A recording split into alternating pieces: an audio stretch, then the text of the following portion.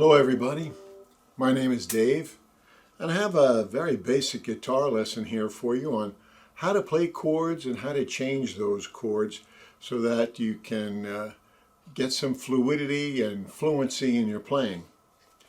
The first point I'd like to make is that playing the guitar is really a mental activity as much as it is a physical and emotional activity.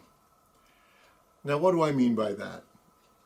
Well, of course, the physical aspect of it is obvious. You have to move your fingers and there's a physical aspect.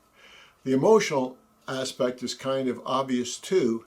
You put in your heart and your soul into your song, and that's how you create emotions in your listeners.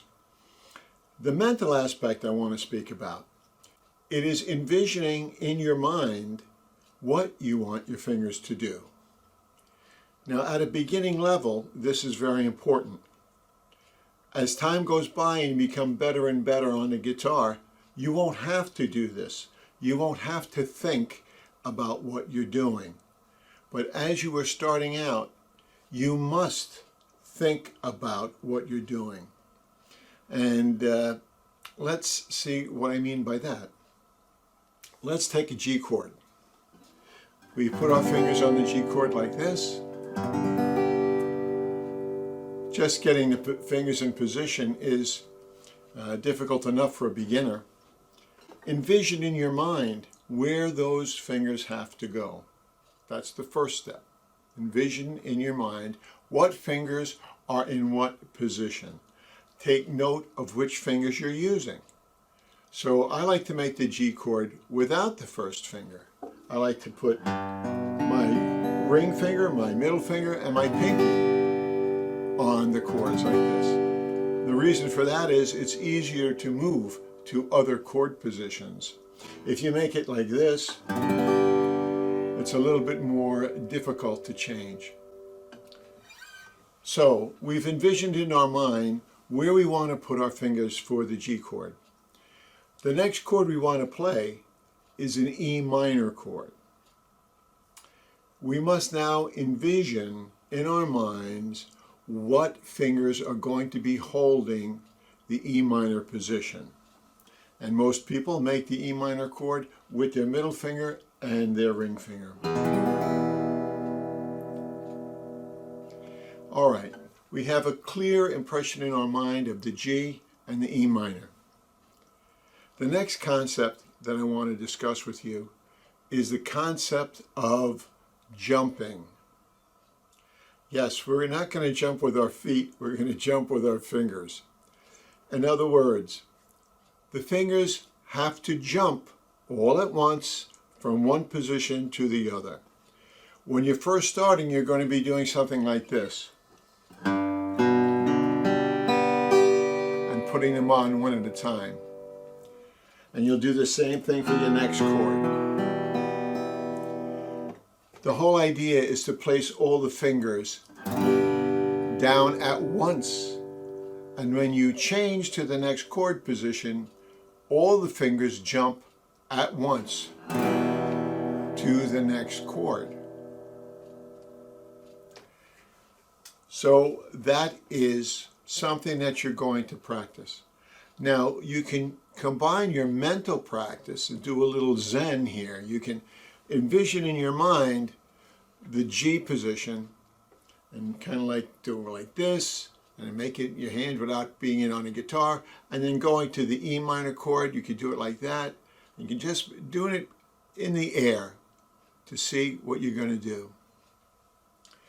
The third concept is the concept of common fingers. So I previously said we're going to jump all the fingers at once. Well, when you're moving from one chord to another, and the second chord has a finger that is in common with the first chord, there's no need to lift that finger up. We keep that common finger in place and the other fingers jump. So for example, we go from the G to the E minor. And that chord, the middle finger, the way I hold it, is in common. So the only fingers that have to move are the pinky and the ring finger, and the ring finger has to move behind the middle finger. So when we do the jump in this movement, we don't have to lift that ring finger up. Now, you're not going to be able to do this all at once, but you practice this and you keep this in mind. Now let's talk about how you practice it.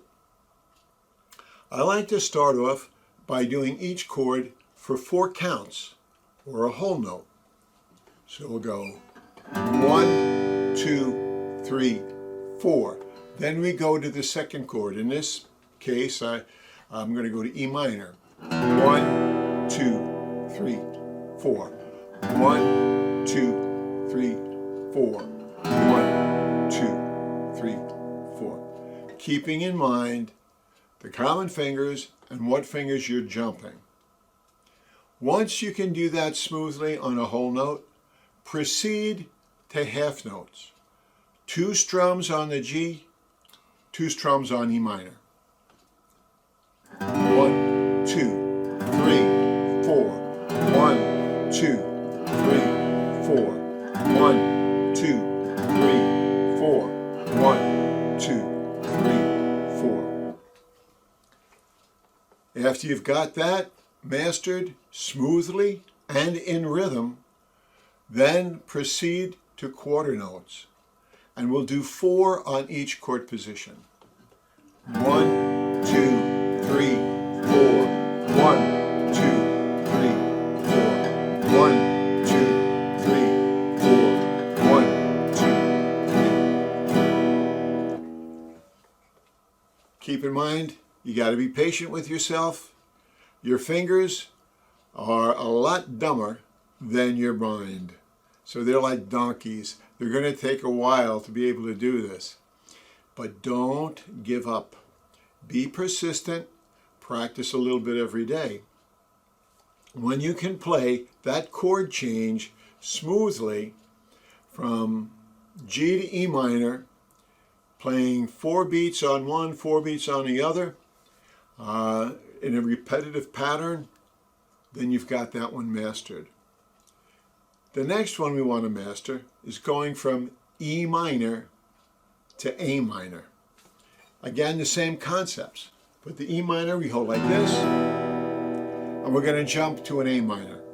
Now this is a real good one for jumping, because when we make the A minor, we are going to just take fingers 2 and 3 and jump them over to the next string and drop in our first finger.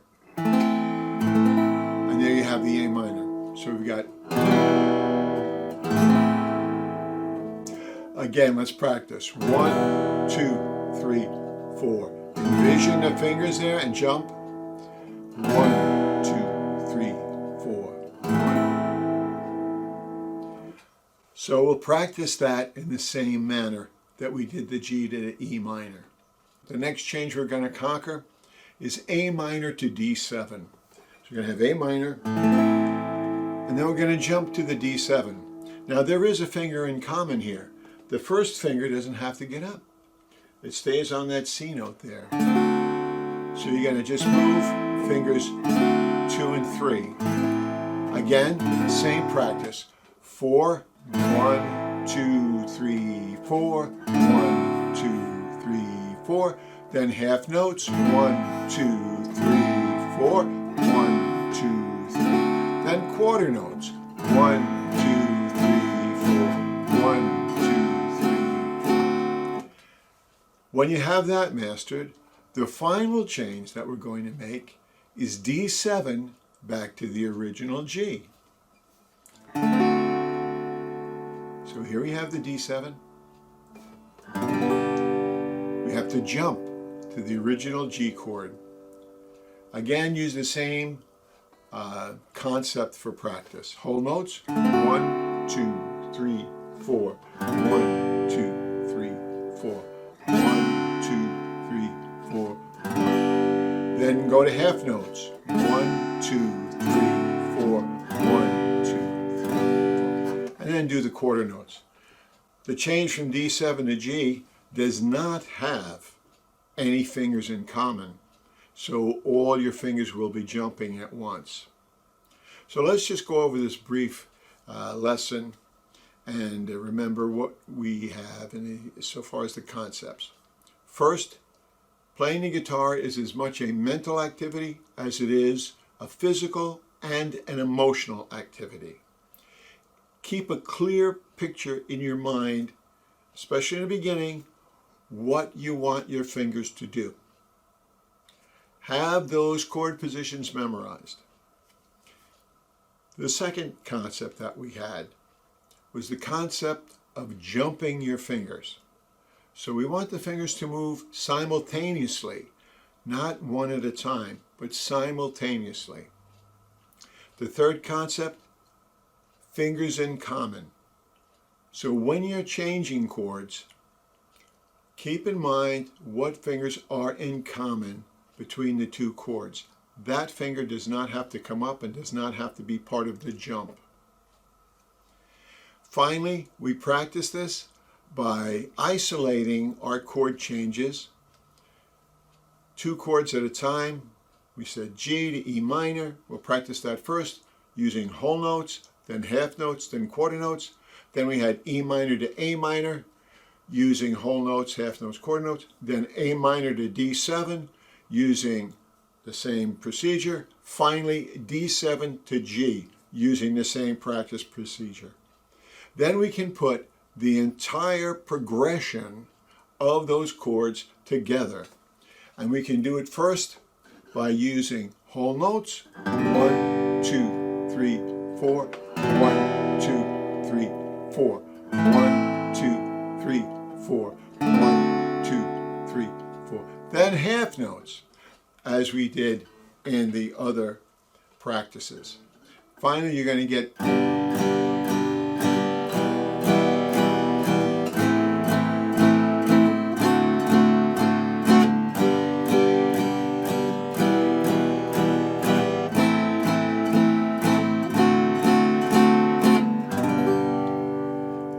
and there must be about 10,000 songs that will utilize those chords, and you'll be able to do quite a number of things with that. Good luck with your practice. Be persistent. Don't over practice. 2 15-minute sessions a day when you're starting is good, but get some rest for your fingers and just do it every day, every day. Thanks for listening to this lesson. I hope it really taught you something about the guitar, and good luck.